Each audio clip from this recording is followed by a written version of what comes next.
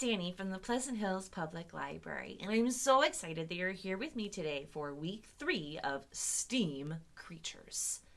So, do you remember what all the letters in STEAM stand for? Science, technology, engineering, arts, and math. And today we will be using those subject areas to explore the world of pets. So what is a pet? Well, the word pet is used to describe any animal that is kept by humans and is domesticated for the purpose of companionship or pleasure. So when you think about that, what kind of animal comes to mind? Probably a dog or a cat, maybe a lizard or some type of rodent like a mouse or a rat or a gerbil or a hamster or a guinea pig, or maybe even fish. Those are all pretty common pets, but there are a lot more exotic pets that people can keep as well, such as tigers or monkeys or even kangaroos. Exotic pets are not legal in every state in the United States, so if you're thinking of getting one, make sure to check first. Did you know that the word pet did not always mean animal? In fact, in the 1500s, the word pet was meant to describe a favored or indulged or spoiled person. And that's where we get the expression teacher's pet. It wasn't until the late 1600s that the word pet became associated with domesticated animals. And at that time, mostly it meant lambs that had to be raised by hand. And then it was maybe a century or so later that pet, as we know it, became popular. Here in America, 68% of households own at least one pet. Dog is the most popular, with cat following close behind, and then fish tailing in at third. Do you have a pet? Not everybody does, and some people have more than one. Let's take a moment to look at some pet photos that were submitted from our patrons and staff and see what kind of pets we have living here in our community.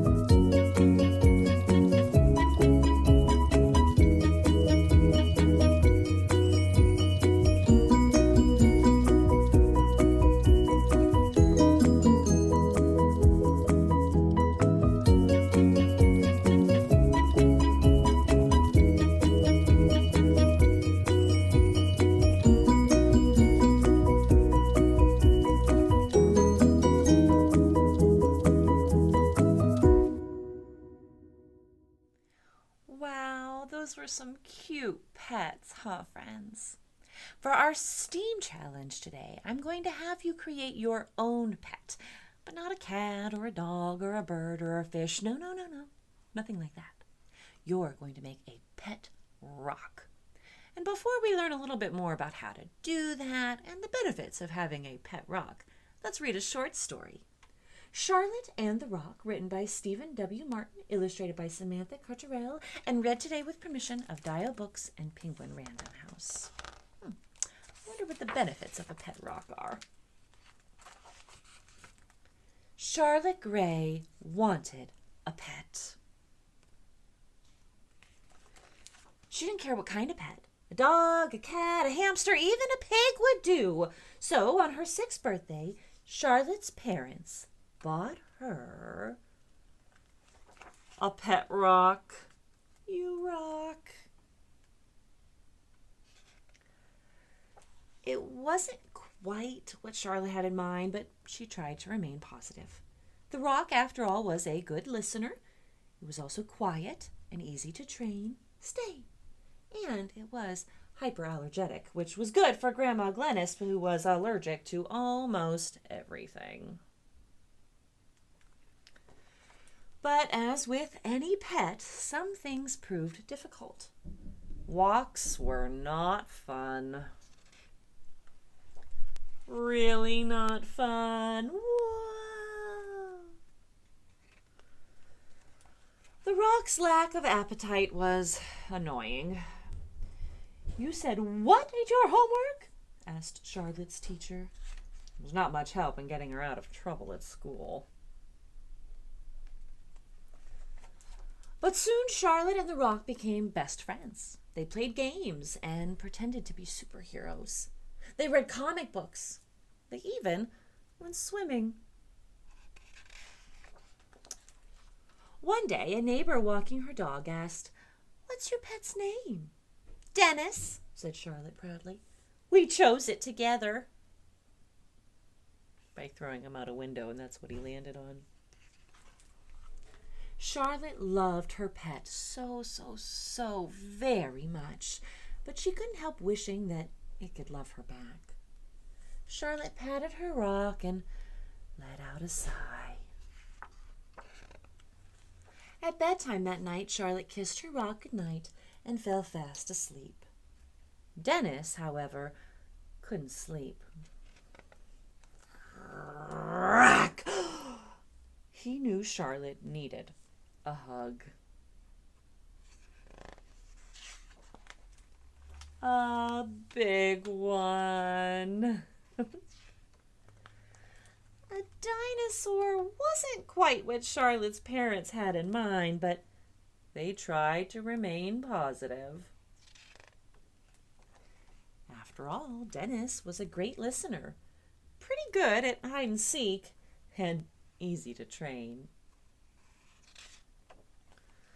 Well, sort of. So in that silly story, Charlotte's rock was actually a dinosaur egg. But I promise the rocks in our STEAM kits are just rocks. As I mentioned before, our STEAM kits, which are available in our lobby while supplies last, have all the supplies you'll need to make your very own pet rock.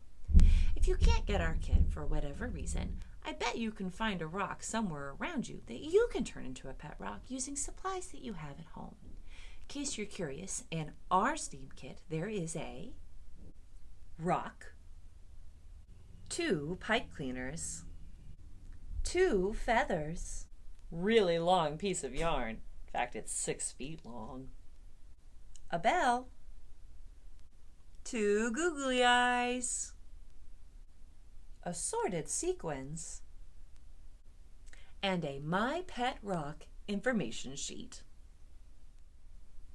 Use all those supplies, plus any supplies you have at home, to decorate your rock. Before you get started, you might want to wash or at least wipe down your rock so the glue sticks a little bit better. There's no wrong way to make your rock. You can use the feathers for hair or not use them at all. You can use the yarn for hair or not use it at all. There's no wrong way, and your creativity has no limits. This is my pet rock. I decided to name him Spencer. He really likes the color orange and jumping. Once your pet rock is finished and completely dry, it's time to make them a leash so that you can take your pet rock on a walk. Now, pet rocks are notoriously lazy. They will stay in one spot unless you move them. So in order to make sure they get exercise, you should take them on walks. But they won't come willingly, so you need a leash. And that's why we provided you with a bell and a really long piece of string. Let's learn how to make a leash now. Before we get started, I'd just like to add that there is more than one way to make a leash. I'm just going to show you this one way, but if you do it a different way, that's totally fine. You're going to want to attach your bell to your yarn. You can put it through just one piece or through two. And if you're finding this a little tricky, it helps to wet your yarn or to use something sharp to poke it through. Once your bell is on your yarn, you can wrap it around your rock. And because I didn't cut my yarn at all, I decided to double up. And I'm going to loop it through and pull that tight so that Spencer has that bell on him. Then I'm going to wrap the yarn around just to get it extra tight. And tie it in a knot around the bell. Kind of looks like my rock has a turban. I like that. Looks good on you, Spence. Once you've secured the rope to your pet rock, however works best, if you have a bigger rock, you might want to do an X shape to keep it in place. You'll need to make a handle. So make a loop, tie your string in place, and then you have a handle to hold on to while you take your pet rock for a walk. Ta-da! Let's go on a walk, Spencer.